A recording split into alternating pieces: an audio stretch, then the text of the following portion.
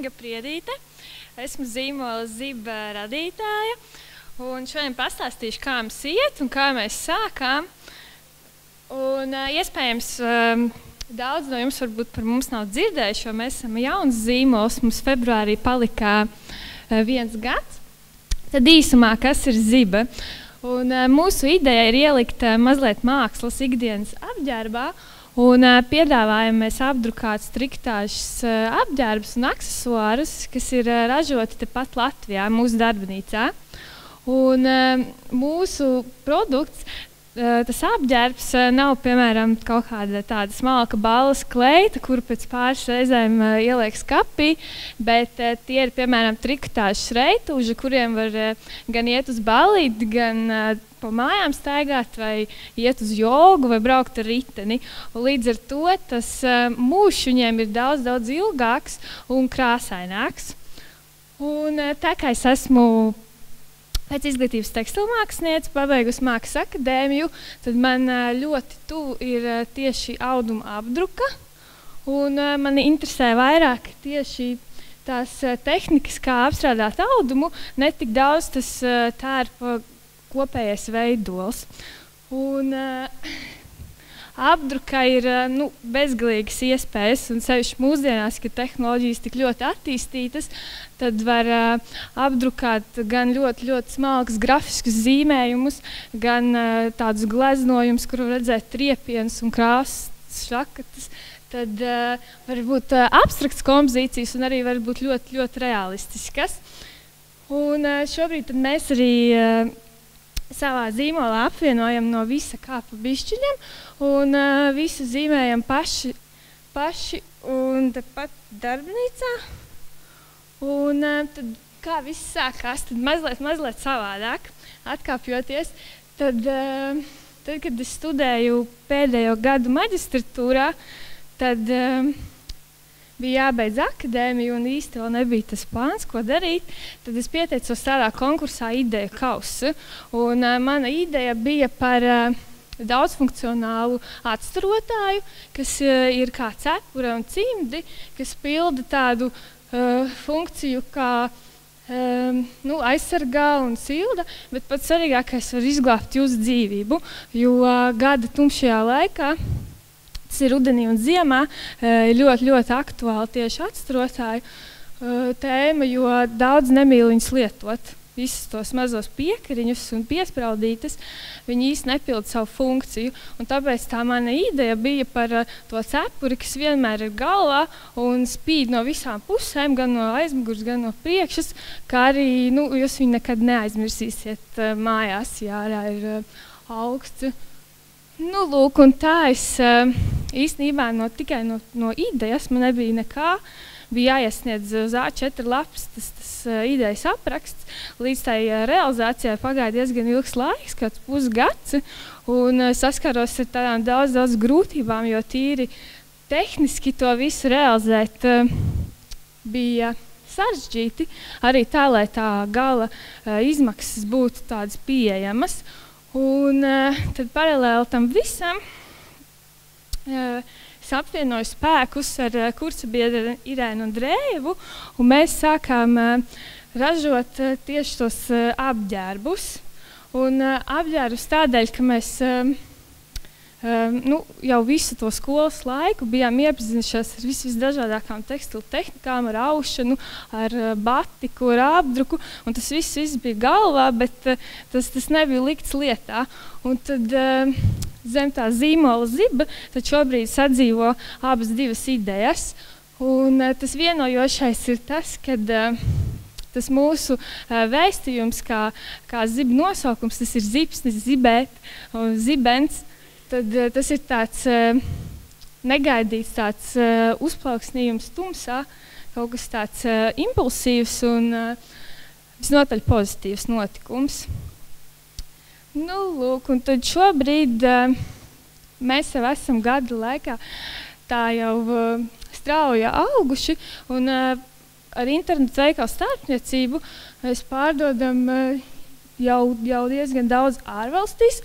Un lielākie pircēji mums ir Amerikā, Kanādā un Austrālijā, bet esam aizsūtījuši arī uz tādām ļoti, ļoti eksotiskām vietām, kā uz Brazīliju, uz Urugvaju, uz Kuveitu.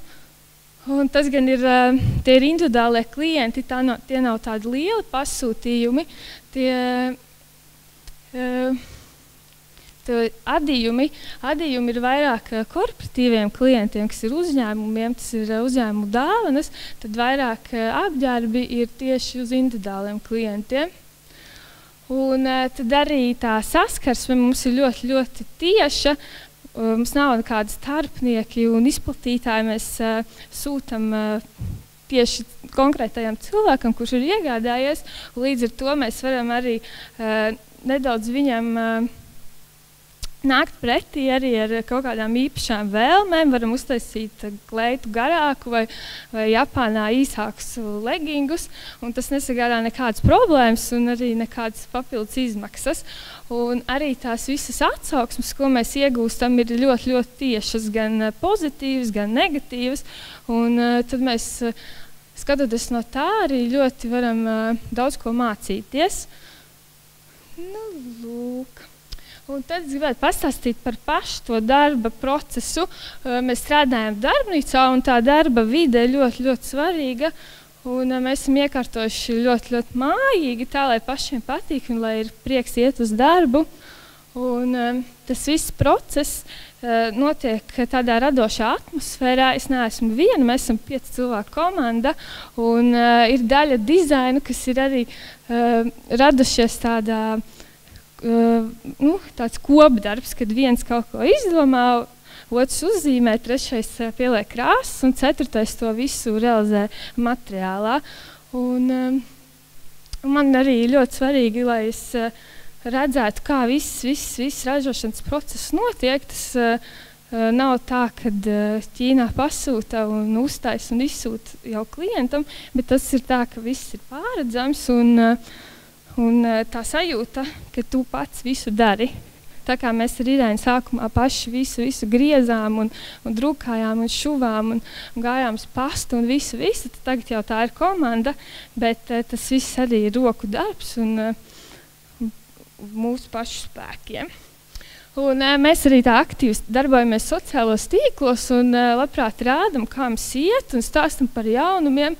Un mūsu tas gala produkts vienmēr jau tiek parādīts jau nedaudz ātrāk. Viņš pat vēl nav noslīpēts līdz galam, bet mēs jau gribam dzirdēt kaut kādas atsauksmes un komentārus, tad mēs jau bieži vien tīri ideju līmenī, tīri kaut kādas skices jau rādam un labprāt gaidam to reakciju. Un par pašu tehniku, sietspiede ir tā pamattehnika, kurā mēs strādājam. Un tas pozitīvais ir tas, ka var strādāt ļoti, ļoti radoši. Ar vienu to sietu var sadrukāt visneiedomājamākos veidos un krāsās. Var aiziet uz darbnīcu kādu dienu un salikt krāsas pilnīgi pa jaunam un uztaisīt kaut ko pilnīgi citu, kas bija iepriekš. Un mums tagad pavasarī tēma bija kukaiņi un tādas bērnības atmiņas no tādām vasarām laukos. Un tad mums arī radās tādi zīmējumi ar mušām, tur ir vabolēm, un katram dizainam, ko mēs uztaisam, ir savs nosaukums. Un tad mums tās krāsainās ir kukaiņu diskotēka, un tad mums ir Stirni Jaunkundzes reitūži un Miglas kleita, un tie visi nosaukumi arī ir tāda sajūta, noskaņa, un tas mums ir ļoti svarīgi.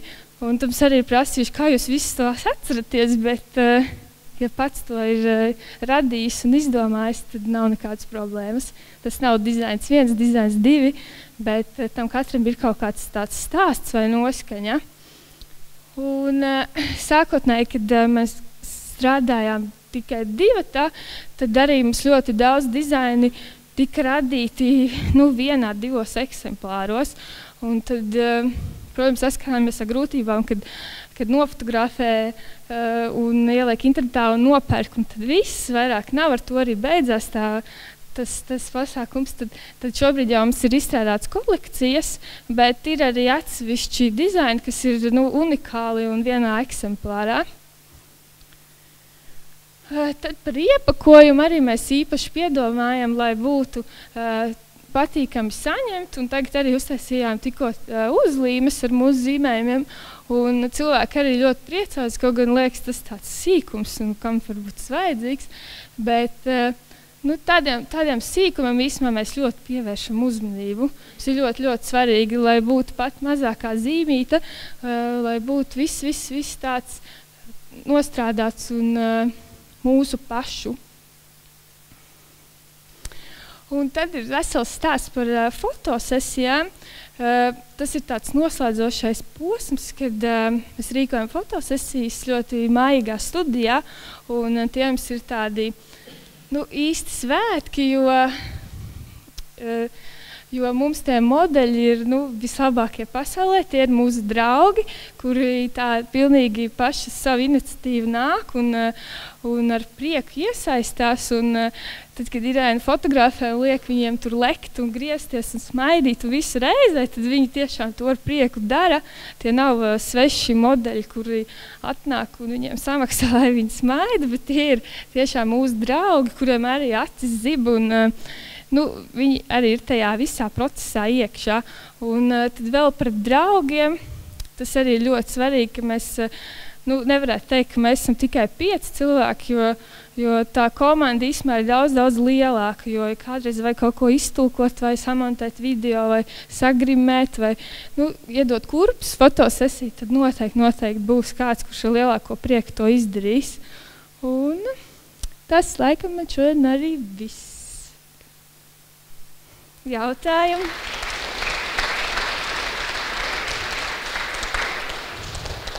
Jā, īstenībā tas mums notika pats no sevis, jo ar Irēnu arī mēs kaut kā studijas laikā sākām rīkot tur izstādes un mums kaut kā labi saskanēja. Un tad to komandu mēs pievācām klāt arī īstenībā jau bija pazīstami cilvēki, kuriem no sākuma tur devām izmēģinājumu, kaut kāds darbiņus nelielus. Tad beigās jau mums tā viņi palika.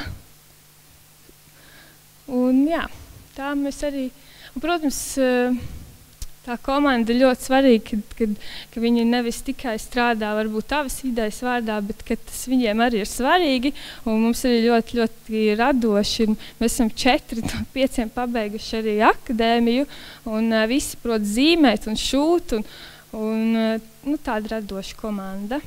Mums Latvijā ir arī paviljonā, jo latvieši ir tādi ļoti uzmanīgi pircēji, viņi grib piemērīt, viņi grib apskatīt, apčamdīt, tad latviešiem par godu mums ir arī paviljonā, un mēs arī rīkojām nesen tādu pop-up pasākumu, kur tādu kā tirdziņu, un arī bija ļoti, ļoti liela atsaucība. Bet ārzemēs gan mēs pārdodam tikai caur internetu starpniecību. Protams, tas, ka tu ej katru rītu uz savu darbnīcu ar tādu prieku, un tas jau tāds kā otrās mājas. Un, protams, tas, ka tas viss, ko es daru, tiek novērtēts. Un ja kādreiz studiju laikā es arī daudz ko zīmēju, šuvu, un tas daudz viss lietas, tādi sīkumi, viņi kaut kur palika vai pazuda skapī, vai tā likās, ka nevienam tas nav vajadzīgs, tad tagad ir tā tiešām forša sajūta, kad tās visas idejas viņas dzīvo tālāk. Un, protams, lielākais kompliments ir, ka tu redzi, kad ir mugurā mūsu drēbes, vai arī, ka jau ir pagājis gads, un mūsu tos pašus pirmos reituši, kas tur bija katrs savādāki, ka tagad vēl mums atsūta bildīti, ka vēl ir kājās, tad tas arī ir ļoti, ļoti liels kompliments. Grūtākais jau, protams, ir tas sākums, jo tās idejas galvā griezās ļoti, ļoti daudz un dažādas, bet īstenībā man liekas, kad tas gala rezultāts ļoti, ļoti atspoguļo to, kā es jūtos, ko es domāju, un tas grūtākais, protams, ir noticēt sev. Un varbūt sākumā, kad arī nebija nekādas investīcijas, nekas tāds, tad mēs tur katri 60 latiem gājām uz audumu veikalu un pirkām to, ko varējām. Tad likās, varbūt nevajag tur. Bet, kaut kādiem tādiem posmiem tiek pāri viegli.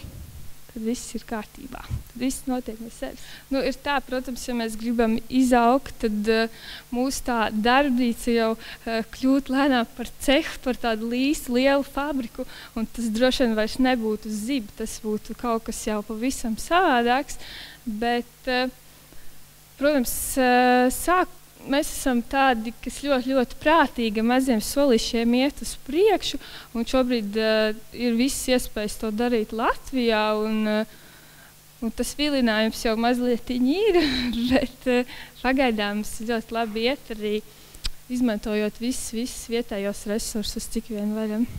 Tas ir mans radošais bizness, tā to varētu saukt. Jā. Tas ir mans darbs, pamatnodarbošanās. Jā, mums ir sietspiede, kas ir ar rokām apdrukāta, un ir arī sublimācijas druka, bet lielākoties viss ir ar roku darbs, bet mēs jau tagad arī taisam vienu to dizainu daudz veidos, daudz skaita ziņā, tad tas ļoti ātri notiek. Saliek uz galda visus audumus un čik sadrukā, viss pēc kārtas.